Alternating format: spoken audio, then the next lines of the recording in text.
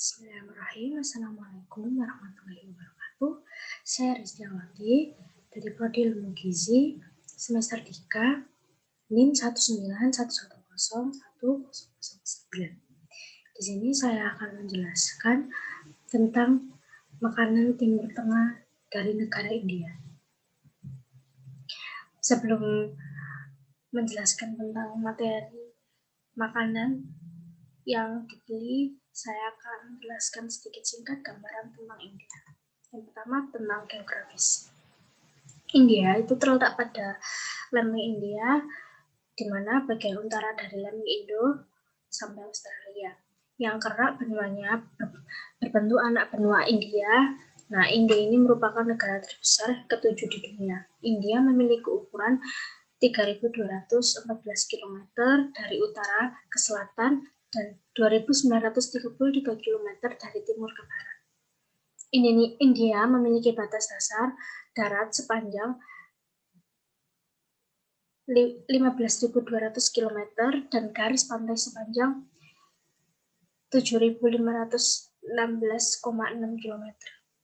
Di selatan, India lebih ke dalam dan dibatasi oleh Samudra Hindia, khususnya oleh Laut Arab di barat daya, oleh Laut Lakadewa di tenggara dekatnya, dan Maladewa sekitar 400 km di sebelah barat daya.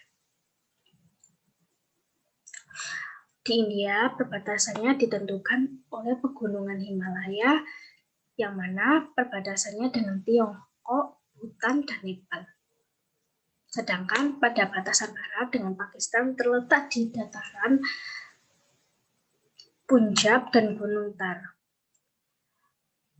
Sungai Gangga yang merupakan sungai terpanjang yang bermula di India.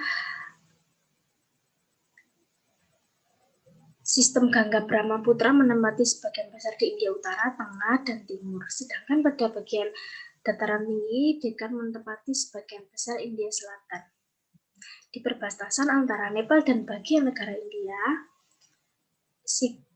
Sikkim merupakan titik tertinggi di India pada ketinggian 8.598 km dan merupakan puncak tertinggi ketiga di dunia. Iklim di India berkisar di ekstatorial lebih di selatan ke alpine dan tundra di daerah dataran tinggi Himalaya. Selanjutnya, untuk demografisnya, populasi India yang ada di India diperkirakan berjumlah 1,13 miliar juta jiwa, yang merupakan 1/6 dari penduduk dunia, dan populasi India diperkirakan melebihi Tiongkok pada tahun 2030 yang akan datang dan akan menjadi negara terpadat di dunia.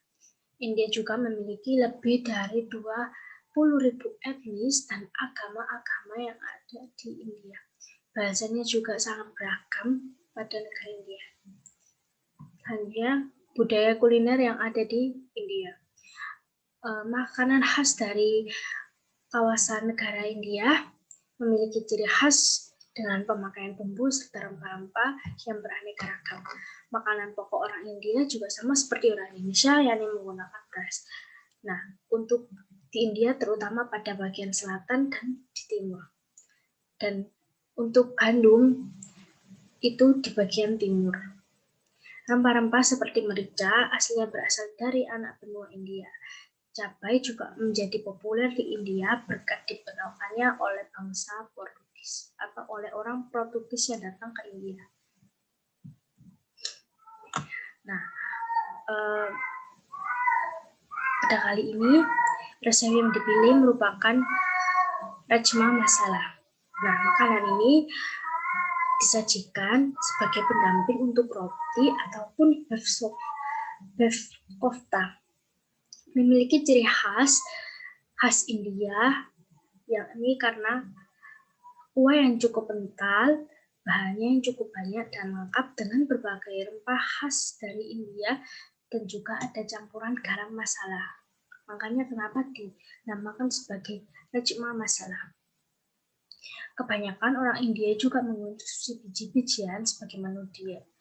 Nah, rajma masala sendiri merujuk pada kacang-kacangan karena bahan utamanya merupakan kacang merah. Bisa juga dihidangkan bersama dengan roti atau chapati. Nah, rajma masala ini bisa dikatakan juga sebagai sambal kacang merah ataupun kuah kacang merah.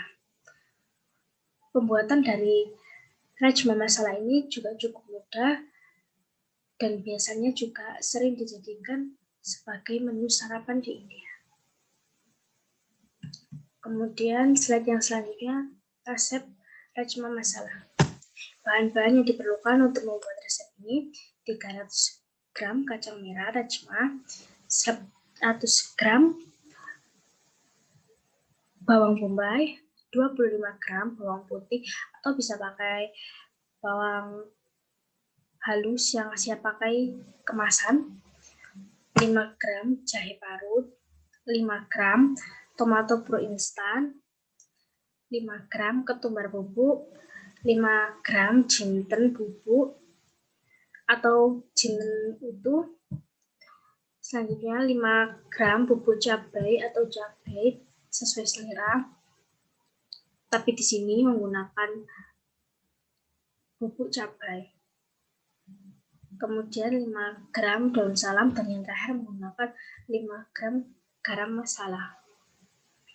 Selanjutnya untuk cara pembuatannya, pertama, rebus kacang merah terlebih dahulu hingga setengah matang, kemudian angkat, lalu tiriskan. Step selanjutnya, tumis bawang bombay, bawang putih, dan jahe hingga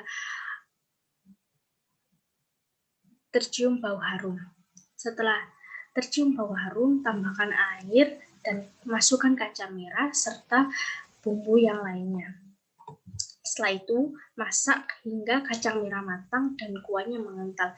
Jika dirasa kacang merah telah matang dan kuah telah mengental, angkat dan sajikan bersama dengan roti ataupun nasi sesuai dengan selera masing-masing.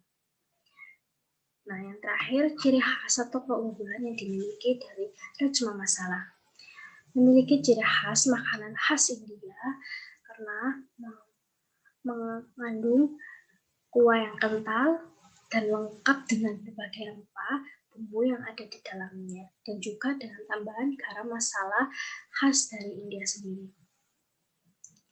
Bisa juga dikatakan sebagai sambal kacang merah atau kuah kacang merah untuk pendamping roti ataupun nasi. Kandungan gizi dari rajma masala. Menu yang dibuat rajma masala: bahan kacang merah rajma 300 gram dengan energi 996 kalori, karbohidrat 180, protein 72, lemak 2,4, bawang bombay 100 gram, energi 94 kalori, karbohidrat 14,24, protein 1,51, dan lemak 4. Selanjutnya bawang putih 25 gram mengandung total energi 97 kalori, karbohidrat 8,26, protein 1,59, lemak 0,12. Bahan yang selanjutnya, tomat pur instan menggunakannya hanya 5 gram dengan total energi 4 kalori, 0,425 karbohidrat, protein 0,0825, dan lemak 0,01.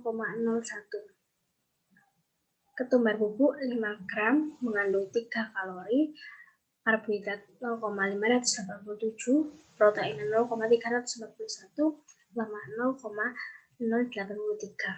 Jahe 15 gram mengandung total energi 19,75 kalori. Jinten bubuk 5 gram memiliki kandungan 18,75 kalori, karbohidrat 2,212, protein 0,890, dan lemak 1,1.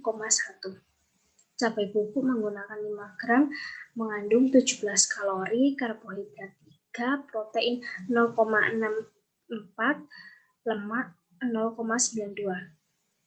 Daun salam 5 gram memiliki total kandungan energi 15,65.